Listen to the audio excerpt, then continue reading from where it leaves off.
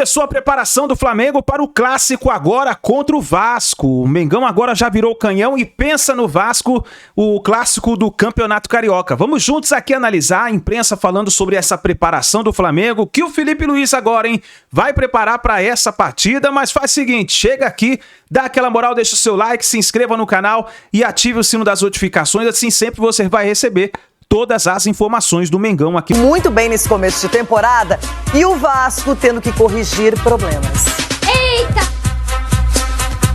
Reta final emocionante no Campeonato Carioca. Em meio a uma tabela de pontos apertada, os 4 primeiros colocados se enfrentam no final de semana. Destaque para o clássico entre Flamengo e Vasco às 9h45 da noite, neste sábado. Com 17 somados, uma vitória classifica o rubro-negro para as semifinais do estadual, mas não garante o título da Taça Guanabara, apesar de deixar a equipe próxima de levantar o caneco. Com a mesma pontuação e número de vitórias que o Flamengo, o Volta Redonda tem 12 gols a menos de saldo, e caso permaneçam empatados, teria que tirar a diferença. Para o Clássico dos Milhões, Felipe Luiz já tem desfalques confirmados. Gerson e Cleiton estão fora após terem sido expulsos contra o Botafogo. Alexandro ainda se recupera da lesão na coxa e também não joga. Substituído ainda no primeiro tempo da última partida, Juninho não teve lesão constatada na coxa direita e será reavaliado pelo departamento médico para saber se tem condições de jogo. O mesmo acontece com o Ayrton Lucas, que se recupera de uma pancada no joelho. É mais um clássico difícil, mas a gente vai em busca da vitória, independente com quem for jogar, né? Até porque foram três clássicos em sequência, está sendo bem pesado, mas a gente vai estar bem preparado para poder buscar a vitória. Do outro lado, o Vasco entra em campo tentando pôr fim ao jejum contra o maior rival. A última vitória da equipe de São Januário aconteceu justamente no Campeonato Carioca em março de 2023, há quase 2 anos. De lá para cá, foram 7 confrontos. O Flamengo levou a melhor 5 vezes, além de 2 empates. A boa notícia para a Carille está no retorno de Felipe Coutinho. O meia desfalcou o time na última rodada, após sentir o adutor da coxa contra o Fluminense. Recuperado das dores, Coutinho já treina com os demais companheiros e deve começar a partida no time titular. Mas teremos amanhã um Clássico dos Milhões, o primeiro aí de 2025. Seria 16h30, mas por conta do forte calor, que mais uma vez abraça aí o Rio de Janeiro, vai ser 21h45, então vai ser bem tarde. Tem gente que reclama também do horário ser tão tarde assim por conta de transporte público, mas vai ser amanhã no Maracanã. O Flamengo, que é líder, 17 pontos, ficou mais tranquilo depois da vitória sobre o Botafogo.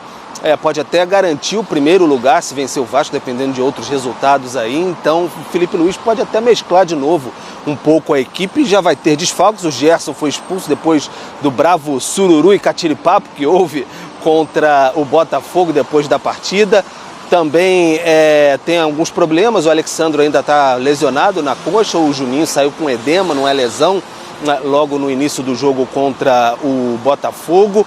Então fica a dúvida ali se pode ou não ser utilizado. E tem a questão do Ayrton Lucas, que um trauma no joelho ali, levou uma pancada e ainda está em observação. Então Felipe Luiz vai estudar ainda hoje o que pode ser feito, o que não pode, segurar, porque estão chegando os momentos finais para segurar o elenco nessa temporada, porque daqui a pouco começa semifinal, final de Carioca e aí vem tudo. Brasileiro, Libertadores, aí fica difícil poupar o time, vai ter que alternar mesmo pela condição física, vai com o melhor que pode. Então, para poupar, a hora é essa.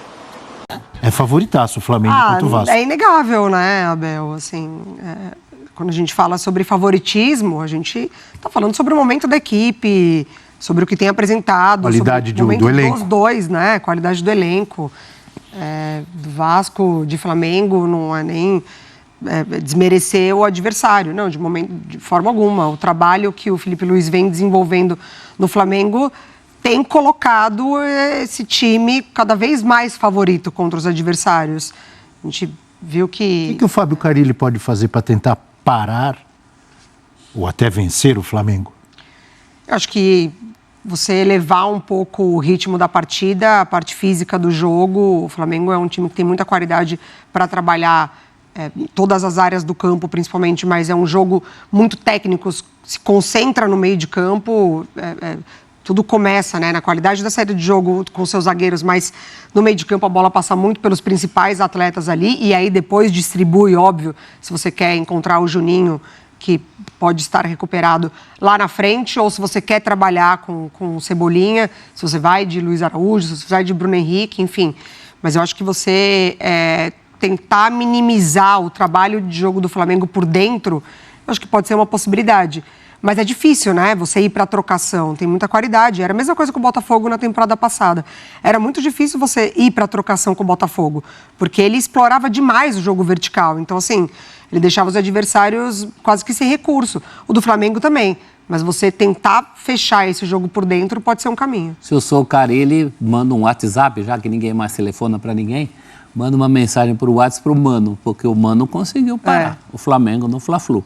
Faltou a página 2, que eu acho que para o Carille é até mais difícil, esse talvez vencer. Eu imagino o Vasco segurando razoavelmente o Flamengo. Talvez o Carille tenha que fazer aquilo que ele foi tão criticado contra o Sampaio Corrêa, que colocou os volantes. Esse é jogo para isso. Esse é jogo para esperar primeiro e vendo o que dá. O Carille nisso é mestre. Agora precisa ver se o Flamengo vai deixar, né?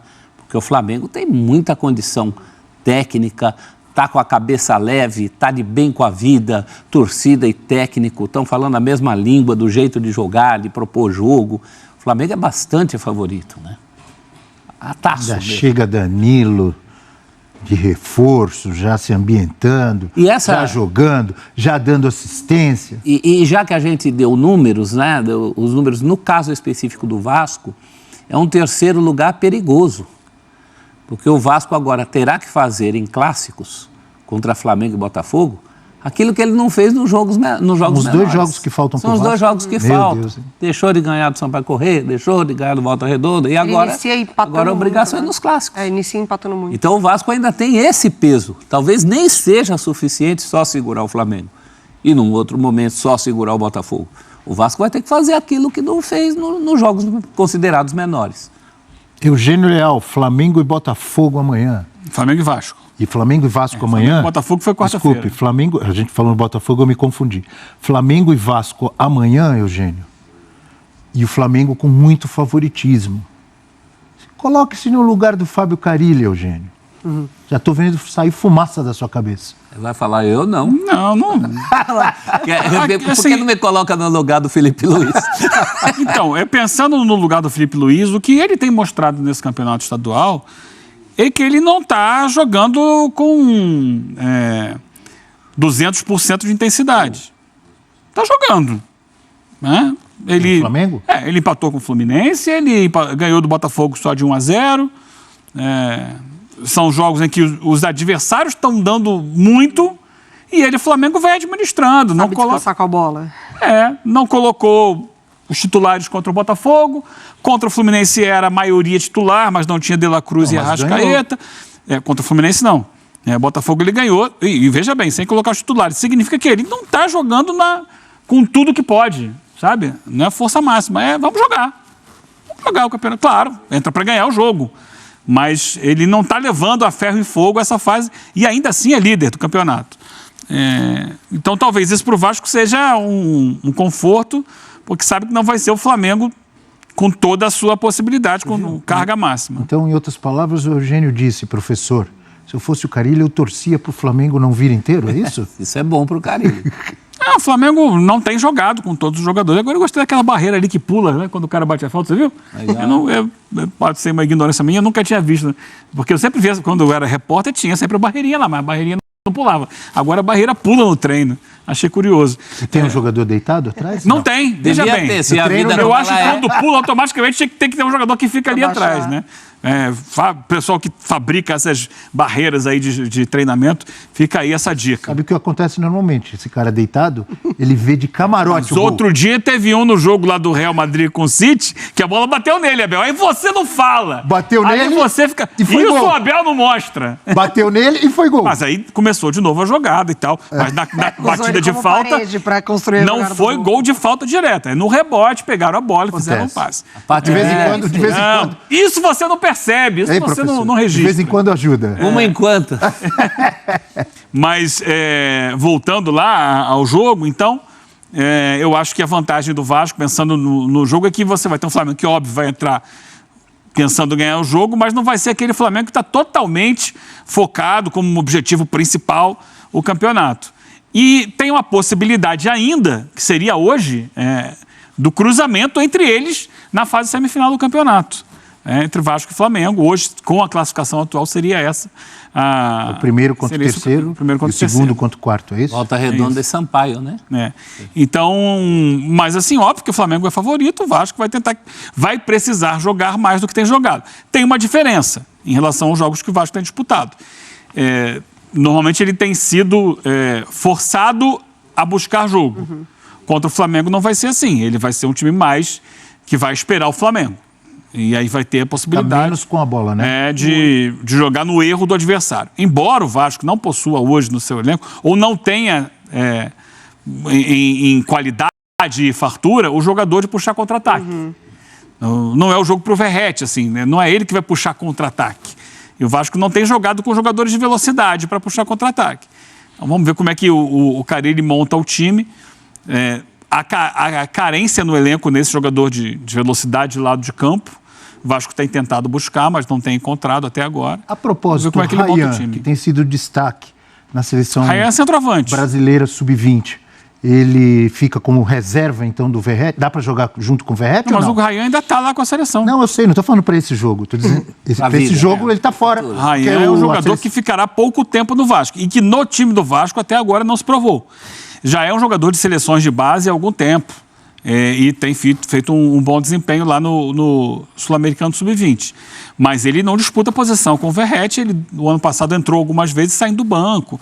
Claro, eventualmente, quando o Verratti não puder jogar, pode ser uma opção. Mas no Vasco ele precisa ainda mostrar o futebol que mostra nas seleções de base. E não é o jogador de lado. Não, foi até escalado já pelo lado do campo, mas não é a dele. A dele é por dentro. E todo mundo que o Vasco tem à disposição não, tem no elenco aí pro lado direito, ainda está se recuperando, né? No caso do Adson, por exemplo. David também é. Que joga até mais pela esquerda, mas pode jogar pela direita. Se quiser jogo pelo lado com o Vasco, é pelos laterais.